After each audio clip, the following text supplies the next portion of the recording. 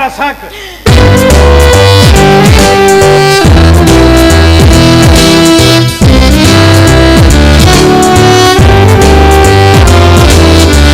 കുമാർ എവിടെ? ഇനി പ്രോഗ്രാമിന് എന്തെങ്കിലും ചേഞ്ച്? ഇല്ല, അയാൾ ഓൺ ദ വേ. ഞാൻ ഓഫീസിൽ നിന്ന് നേരിട്ട് പോകും. എനിക്ക് സമാധാനമായി. ഇരിക്കെ. റസാക്കിന് എന്നെ മനസ്സിലായോ? പിന്നെ നമ്മൾ എന്തുമാത്രം സംസാരിക്കും. അതെ റസാക്കെ, ഇതിന്റെ ഹസ്ബൻഡ് ബേബി. പട്ടാളത്തിലായിരുന്നു. ജാഫ്നയിൽ വെച്ച് മിസൈല് പൊട്ടിയ ഈ പരുവത്തിലായിരുന്നു. റസാക്കിന് രേവതിയെ കാണണ്ടേ? കുമാർ എനിക്ക് ടെൻഷൻ ഇല്ലാതില്ല. പരസ്പരം കാണാതെ അവർ ജീവിതത്തിലെ കരാറിൽ ഏർപ്പെടുക. എന്റെ മനസ്സ് പറയുന്നത് ഒക്കെ നന്നായി വരുമെന്ന്.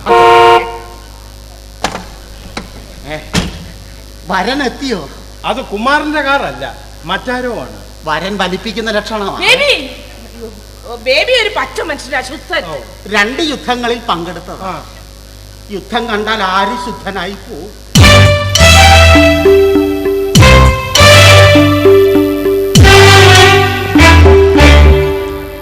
ആലീസ് ബേബിയുടെ വീട് തന്നെ? അതെ.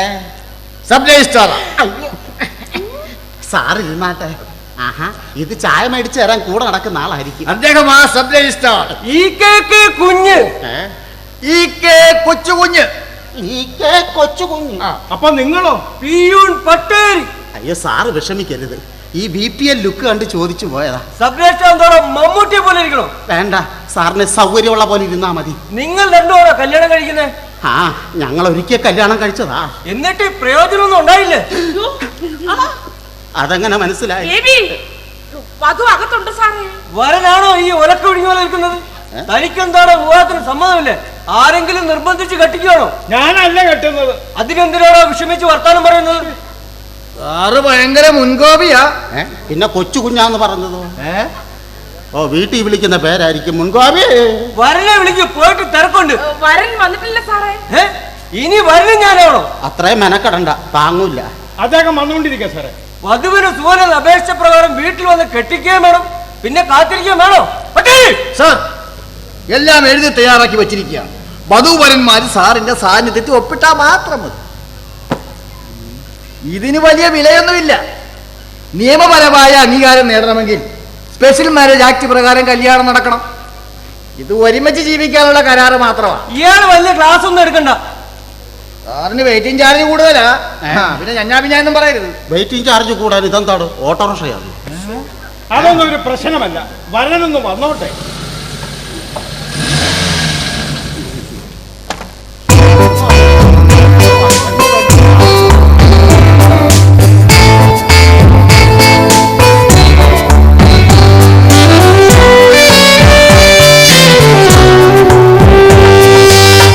നീ എന്താ വൈകിയേ? വൈകിയോ? സാറൊക്കെ വന്നിരിക്കാൻ തുടങ്ങിയിട്ട് കുറച്ചു നേരമായി. ക്ഷമിക്കണം സാർ, ഇടയ്ക്ക് ഒരു ട്രാഫിക് ബ്ലോക്കിൽ പെട്ടുപോയി. ആലീസ് ആന്റി അല്ലേ? നിന്നെ മനസ്സിലായി? എന്നെ എങ്ങനെ മനസ്സിലായി? ഇതിനു മുൻപ് കണ്ടിട്ടുണ്ടോ? ഫോണിലൂടെ നമ്മൾ കണ്ടോണ്ടിരിക്കല്ലായിരുന്നു. ആന്റി സംസാരിച്ചപ്പോ തന്നെ ആ ശബ്ദത്തിന് ഞാൻ ഇങ്ങനെ ഒരു രൂപം നൽകി. ഓ, എനിക്ക് സമാധാനമായി. ഞാൻ പ്രതീക്ഷിച്ചതിനേക്കാൾ ഹാൻസം. നിങ്ങൾ തമ്മിൽ നല്ല ചേർച്ചയായിരിക്കും. കുട്ടികളുടെ തീരുമാനം എത്ര നന്നായി. സാർമാർക്കറിയുമോ, ഇന്ന് വിവാഹിതരാണെന്ന് ഇവര് പരസ്പരം ഇതുവരെയും കണ്ടിട്ടില്ല. ഞങ്ങളൊക്കെ ഇന്നിവിടെ ആദ്യമായി കാണുന്നവരാ. പുതിയ കാലത്ത് കൂടുതൽ കമ്മ്യൂണിക്കേഷൻസും മൊബൈലിൽ കൂടെ. കുമാരേ, ഇതിന്റെ ഹസ്ബൻഡ് ബേബി. Hello sir.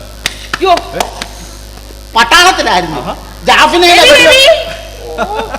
പരിചയപ്പെടുത്തലും കഥ പറച്ചിലും ഞങ്ങളെ വിട്ടിട്ടാവാം. അല്ല, ഞാനിവിടെ ഒപ്പിടേണ്ടത്.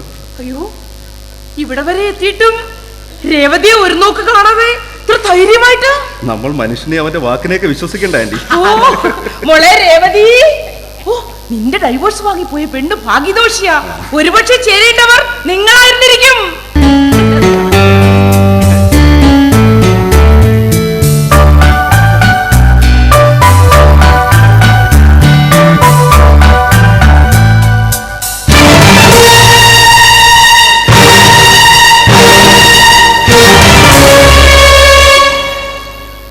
നീയോ?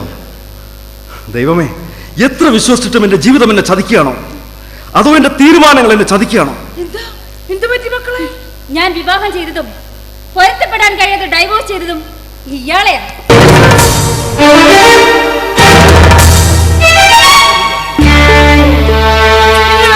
പറയുന്നത്? 1 വർഷം ഒരുമിച്ച് ജീവിച്ചവർ, 4 വർഷം കോടതി കയറി ഇറങ്ങിയവർ, ഒടുവിൽ പരസ്പര ധാരണയോടെ വിവാഹമോചനം നേടിയവർ. അവസാനം കാണാതെ അറിയാതെ ഫോണിലൂടെ മാത്രം സംസാരിച്ച് വീണ്ടും ഒരുമിച്ച് ജീവിക്കാനുള്ള ഒരു കരാറിന് മുന്നിൽ. മനുഷ്യന്റെ തീരുമാനങ്ങൾ പലപ്പോഴും വിഡിത്തങ്ങളാ. അസാഖ് ഭായ് വാ പോ. മോനെ കുമാരൻ നിൽക്ക്. എന്തിനു പോട്ടണ്ട, ജീവിതത്തിൽ ഒരബദ്ധം കൂടി, അത് ഞാൻ സഹിച്ചു. അയ്യോ സാറാ, ചൂടാകാ, ഇരിക്കെ. കുമാർ, വീതി വീണ്ടും നിങ്ങളെ അവിചാരിതമായി ഒന്നിച്ചു കൂട്ടിയിരിക്കുക. നിങ്ങൾ രണ്ടാളും ഒരു നിമിഷം തനിച്ച് സംസാരിക്കും. എന്തിന്? നിരവധി കൗൺസിലിംഗ്, കൂട്ടുകാരുടെയും മുതിർന്നവരുടെയും മധ്യസ്ഥ ശ്രമം, ന്യായാധിപന്റെ ഇടപെടൽ, എന്നിട്ടൊന്നും പരിഹരിക്കാൻ കഴിയാത്തതാ. നിന്റെ ഇവരുടെയും ജീവിതത്തിലെ പ്രശ്നങ്ങൾ പരിഹരിക്കേണ്ടത് മറ്റാരുമല്ല, നിങ്ങളാ. 1 വർഷം ഒരുമിച്ച് ജീവിച്ചു പോലും, പക്ഷെ നിങ്ങൾ പരസ്പരം അറിഞ്ഞിട്ടില്ല. ഫോണിലൂടെ സ്വന്തം ഭാര്യയുടെ ശബ്ദം തിരിച്ചറിഞ്ഞില്ല, ഭർത്താവിന്റെ ശബ്ദം തിരിച്ചറിഞ്ഞില്ല. പിന്നെ എന്ത് ജീവിതം, എന്ത് തിരിച്ചറിവ്?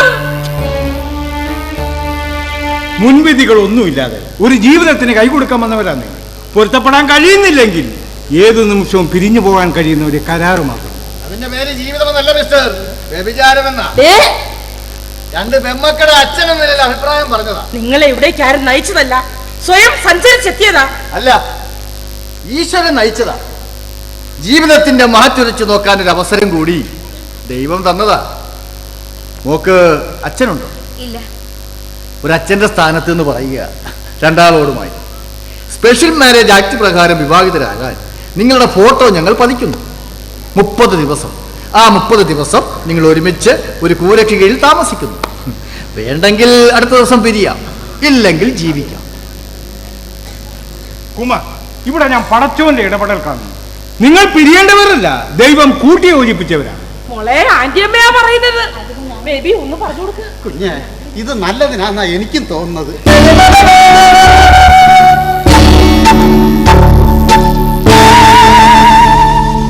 എന്റെ ജീവിതം തകർത്ത ഇവനോട് പ്രതികാരം ചെയ്യാനുള്ള അവസരമാണിതെങ്കിലോ? ഇവന്റെ ജീവിതത്തിനൊപ്പം നിന്ന് ഇവനെ ഒരു പാഠം പഠിപ്പിക്കണം. ഈ അവസരം എനിക്ക് അങ്ങനെ ഉപയോഗപ്പെടുത്തണം. രേവതി, ആലോചിച്ച് നിൽക്കാനൊന്നുമില്ല. മുതിർന്നവര് പറയുന്ന അനുസരിച്ച് ഒപ്പിട്. അത് അയാൾ പറയണം. കുമാർ പ്ലീസ്, ഒക്കെ നല്ലതിനാ.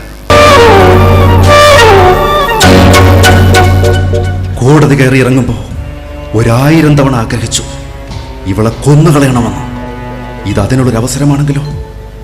എന്റെ സ്വപ്നങ്ങൾ തകർത്ത, ജീവിതം തകർത്ത ഇവളെ കൊന്നൊഴിവാക്കാൻ ഇതിലും നല്ലൊരു അവസരം കിട്ടുമോ? ഇല്ല, ഞാൻ ഈ കരാർ ഏറ്റെടുക്കുന്നു.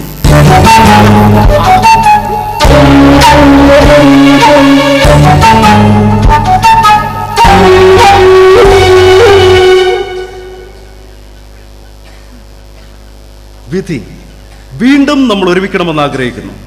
ഫോണിലൂടെ സംസാരിച്ചപ്പോഴെല്ലാം എന്റെ സ്വപ്നത്തിലെ പെണ്ണാരെന്ന് ഞാൻ പറഞ്ഞു. അവൾക്കെന്ത് യോഗ്യത വേണമെന്ന് പറഞ്ഞു. ആ യോഗ്യതകളെല്ലാം തനിക്കുണ്ടെന്ന് താൻ സമ്മതിച്ചു. കഴിഞ്ഞു പോയത് കഴിഞ്ഞ ജന്മമാണ്. കൊഴിഞ്ഞുപോയ കഴിഞ്ഞ ജന്മം മറക്കുന്നു ഞാൻ. ഇത് പുതിയ ജന്മം, പുതിയ ജീവിതം. കഴിഞ്ഞ ജന്മത്തിൽ ഞാൻ അശ്വനിയും ഇയാൾ ചക്കിയുമായിരുന്നു.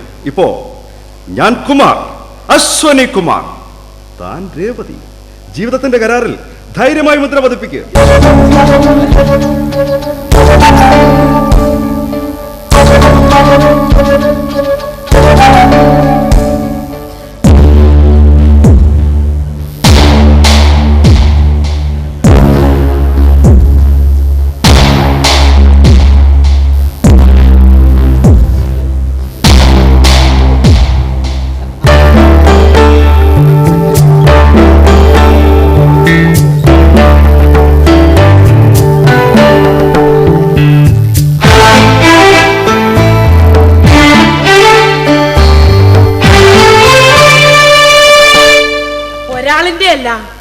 രണ്ടാളിന്റെ അമ്മയുടെ സ്ഥാനത്ത് നിന്ന് പറയുക.